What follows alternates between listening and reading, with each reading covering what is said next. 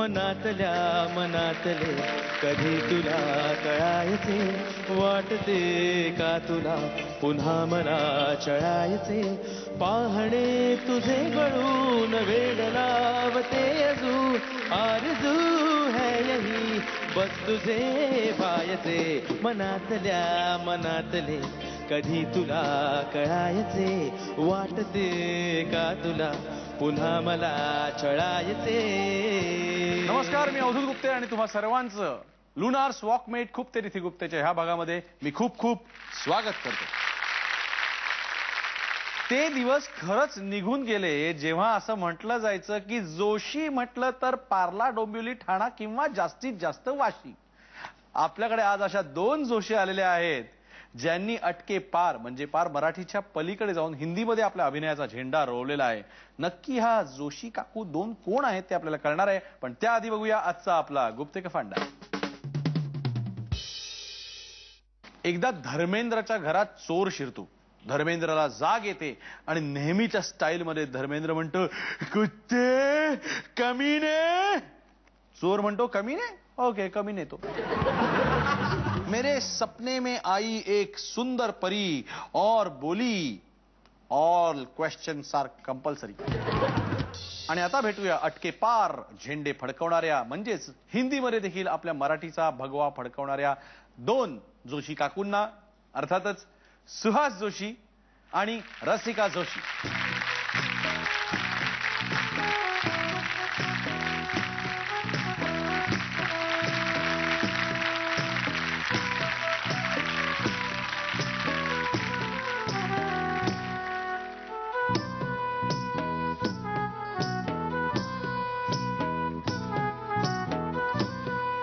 दोन्ही जोशी भगिनींचं स्वागत आहे.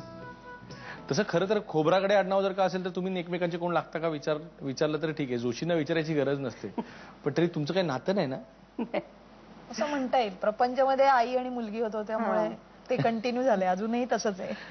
त्या दृष्टीने आहे ना. तर सुहासताई, तुम्ही एनएसडीच्या खूप त्यावेळेच्या म्हणजे विद्यार्थिनी, तर त्यावेळेला एनएसडी मध्ये जावं असं का वाटलं? त्याची खरी गोष्ट अशी आहे की एकतर आम्ही मध्यम वर्गातून आलेले.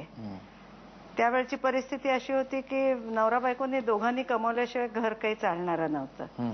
लग्न तर ठरवलेलं होतं कॉलेजमध्ये असतानाच आणि आपल्याला मिळवायला लागेल.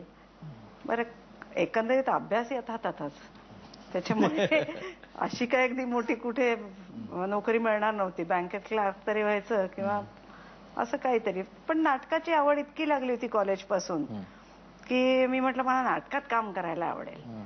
आणि तेव्हाचा माझा होणारा नवरा आणि माझे वडील मुख्य म्हणजे, त्यांना जेव्हा मी सांगितलं की मला असं करावंसं वाटतंय तर त्यांनी मला आनंदाने सांगितलं की तुला हरकत नाही, तुला जायचं असेल. म्हटलं मला हा व्यवसाय करायचा आहे. आणि नवऱ्याचं माझं म्हणणं होतं की व्यवसाय करायचा असेल तर त्याचं शिक्षण घेतलं पाहिजे. वा. आणि म्हणून मग मी 3 वर्षासाठी दिल्लीला गेले त्यावेळेला आणि खरंच मला त्याचा फारच उपयोग झाला, प्रश्नच नाही. पण तुमचं लव्ह मॅरेज होतं का मग त्यावेळेला? हो, म्हणजे आधीच हे डिसाइडेड होतं की नाही, पण मग लग्न ठरलेलं असताना म्हणजे प्रेमविवाह असताना त्यातून तुम्ही तिथे एनएसडीला गेल्यानंतर म्हणजे मग विरह चांगलाच झाला असेल. हा, पण आता नंतर लक्षात येतंय की त्या विरहामध्ये फार वेळ घालवला हो मी.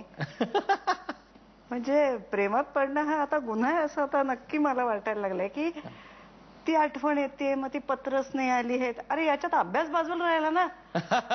अशा अर्थी म्हणजे किती चांगला अभ्यास खरं करता तिथे आला असता, पण बराचसा वेळ मी तिथे याच्यात वाया घालवला असं मला वाटतं. चांगली पुस्तकं वाचता आली असते, काहीतरी चांगलं करता आलं असतं. अर्थात ती कसर मग नंतर लग्नानंतर भरून काढली म्हणायला हरकत नाही.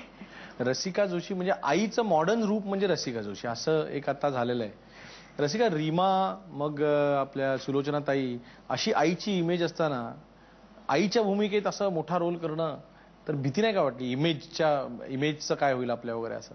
नाही, मी कधीच असा विचार नाही केला इमेज वगैरे. रोल चांगला असतो किंवा वाईट असतो, तो करायला मजा येते किंवा नाही येत. मला इमेज वगैरे असं काही वाटत नाही. म्हणजे असतं असलं तरी असावं, असू दे, मग काय, मला मजा येते ते काम मी करते, एवढं सोपं आहे ते. म्हणून किंवा हिंदीमध्ये देखील काम करताना तो राम गोपाल वर्माचा पिक्चर ज्याच्यामध्ये तो अशी कैदी होते त्यातले. वॉर्डन कैदी होते. कैदी. तर ती तसल्या भूमिका करताना भीती नाही वाटत की आपल्याला लोक काय म्हणतील किंवा त्या इमेजमध्ये आपण अडकून राहू, लोक अशा भूमिका परत सांगायला लागतील? हा, कधी कधी असते भीती, नाही असं नाही, पण मला आवडते ती रिस्क घ्यायलाही. कारण साधे रोल तर काय सगळेच जण करतात, आपल्याला कधीतरी वेगळा रोल करायला मिळाला तर आउट ऑफ द वे जाऊन तो करायला पाहिजे असं मला नेहमीच वाटतं. आणि लेंथ मला कधी मॅटर करत नाही. मला तो रोल इंटरेस्टिंग वाटला आणि त्याच्यात मला करण्यासारखी गमतीदार काहीतरी असेल तर मी ते नक्की करते. त्यामुळे मला जो एक हसीना, ही माझी पहिली फिल्म होती रादर. मराठीतही काम केलं नव्हतं सिनेमामध्ये त्याच्या आधी. मी फक्त नाटकातनं कामं करत होते. आणि इनफॅक्ट मला ज्या वेळेला रामूजींकडनं फोन आला ऑफिसमधनं, 3 वेळा फोन आला, तेव्हा मी एक नाटक करत होते आणि माझ्या नाटकात खूप सगळे टार्गेट मंडळी होती, अवतीभोवती नट मंडळी. तर मला वाटत होतं कोणीतरी माझी चेष्टा करते, रामगोपाल वर्मनकडनं मला कशाला फोन येईल मरायला. मी कुठेच कामं नाही, मी थिएटरमध्ये कामं करणारी मुलगी आहे. पण तुला कुठनं फोन आला, कोणी सांगितलं? ऍक्च्युली कसं आलं, मी सुपरहिट नंबर 1 नावाचं विनय आपट्यांचं एक नाटक केलं होतं. त्याच्यामध्ये मी आणि उपेंद्र लिमये होतो. उपेंद्रचं पहिलं नाटक ते. आणि त्यात आम्ही दोघे टेररिस्ट होतो. तर रामूजींकडचा एक असिस्टंट होता देवेंद्र नावाचा, त्याने ते नाटक पाहिलं होतं. तर त्यांनी सांगितलं की तुम्ही प्लीज तिला एकदा बघा आणि तिची एक स्क्रीन टेस्ट घ्या आणि मग तुम्ही ठरवा काय ते, पण मला असं वाटतं तुम्ही तिला एकदा बघा. मला वाटत होतं कोणतरी आपली मस्करी करते. मी गेलेच नाही 2-3 वेळा फोन करूनही. शेवटी मग त्यांनी मला सांगितलं, श्रीराम राघवन जे डिरेक्टर होते ते मला म्हणले, अगं मी थांबलोय तुझ्यासाठी, आज तरी ये, कारण आता सगळ्या ऑडिशन संपले आहेत, तू प्लीज ये. म्हणून मी लोकांना विचारला अवतीभोवती की अरे असा असा पत्ता सांगतोय हा माणूस, हा खरा आहे का, रामगोपाल वर्मनचे खरंच ऑफिस आहे का? म्हणे मूर्ख आहेस का, जा तिकडे, खरंच स्क्रीन टेस्ट चालू आहेत तिकडे. मग मी धावत पळत कशी बशी तिकडे झूला गेले, मग झालं ते. पण मग अभिनेत्री आणि अभिनेत्री मधनं एक प्रवास लेखिकेचा? नाही रे, मी लेखिका नाही.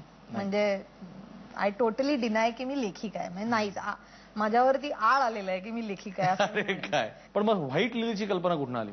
ऍक्च्युली खरं सांगू का, म्हणजे आता मी गौप्यस्फोट आहे आपण आता जाऊ दे करतेच. म्हणजे खरं असं झालं होतं की मला वसंत सोमण पुरस्कार मिळाला होता. आणि मतकरी काका तिकडे त्या याच्यावरती रत्नाकर मतकरी होते. म्हणजे तर ते मला म्हणाले की आमची अशी एक पद्धत असते की ज्याला अवॉर्ड मिळतो तो काहीतरी एक 15-20 मिनिटाचा परफॉर्म करतो, तर तू काहीतरी कर. तर मी म्हणलं मी काय करू, मी तेव्हा फक्त सिनेमांमध्ये कामं करत होते, नाटकं करत नव्हते. तर म्हणलं आता मी काय करू परफॉर्म, कोणीतरी लागेल बरोबर, माझ्या बरोबर कोणी नाही वगैरे. तर ते म्हटले कर ना काहीतरी कर. ते खूपच मागे लागले, नाही करावंच लागेल मला म्हणाले. मग मी असं ठरवलं की कोणाला तरी बरोबर घेऊन आपण एक जुनं नाटक कुठलं तरी, एकांकिका जी गिरीशचीच होती, प्रेमभंगाचा अभंग, जी मला भयंकर आवडते, तर म्हणलं त्यातलं आपण करूया. तर आम्ही ती वाचायला घेतल्यावर आम्हाला असं लक्षात आलं की आपली ही वय नाहीत, या एकांकिकेला जी वय पाहिजे ती वय नाहीत आपली आता.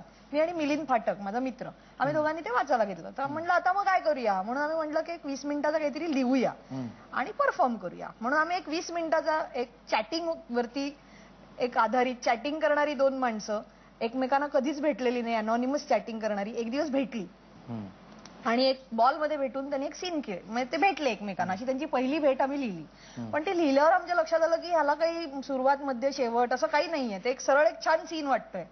म्हणलं आता काय करायचं, म्हणून आम्ही थाप मारली तिकडे सगळ्या लोकांना की आम्ही एक नाटक लिहितोय व्हाईट लिली नाईट रायडर, त्यातला एक सीन आम्ही तुम्हाला करून दाखवतोय. अशी थाप मारली आम्ही तिकडे. म्हणजे एक सीन तर करून टाकू, 20 मिनिटं झाली की संपलं.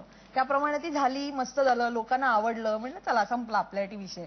तर तिथे खूप लोक आले होते तेव्हा, मोहन आगाशे आले होते, दिलीप प्रभावळकर होते, मतकरी काका स्वतः होते, सुलभा मुळशी होती.